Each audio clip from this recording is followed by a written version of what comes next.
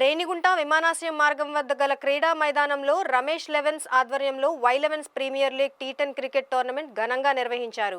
ఈ కార్యక్రమానికి ముఖ్య అతిథులుగా శ్రీ రాజరాజేశ్వరి జ్ఞానపీఠం పీఠాధిపతి మూర్తిస్వామి పాల్గొన్నారు. ముందుగా క్రీడా మైదానం వద్ద చేరుకున్న పీఠాధిపతికి టోర్నమెంట్ నిర్వాహకులు రమేష్ ఆధ్వర్యంలో ఘన స్వాగతం లభించింది.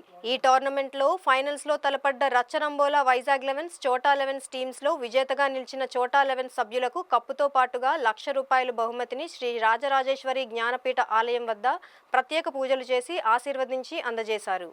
ఈ సందర్భంగా మూర్తిస్వామి మాట్లాడుతూ నేటి యువత చెడు వ్యసనాలకు దూరంగా ఉంటూ క్రీడల్లో పాల్గొనడం చాలా సంతోషకరమని అన్నారు. ఈ టోర్నమెంట్ నిర్వహించిన నిర్వాహకుడు దామినేడు 10వ వార్డు మెంబర్ రమేష్ ను ప్రత్యేకంగా అభినందించారు. ఈ కార్యక్రమంలో ఎలైట్ హాస్పిటల్స్ అధినేత Koduru Balasubrahmanyam, Dollars group in-charge Somu, జట్టు captain Jashwant, vice captain Vamsi తదితరులు పాల్గొన్నారు.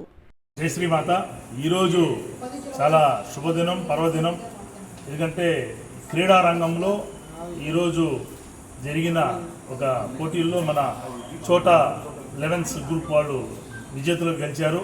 ఈ ఒక క్రీడా రంగానికి ముఖ్యంగా ప్రోత్సహించిన మా డాలర్స్ గ్రూప్ అధినేత దివాకర్ రెడ్డి గారి వారికి, అదేవిధంగా రమేష్, మళ్ళీ వాళ్ళ సభ్యులు వీళ్ళందరూ కలిసి, సోము గారు, వీళ్ళంతా కలిసి ఈ యొక్క యువతని ప్రోత్సహిస్తూ ఇలా క్రీడా రంగానికి విశేషమైన సేవలు అందిస్తున్నారు.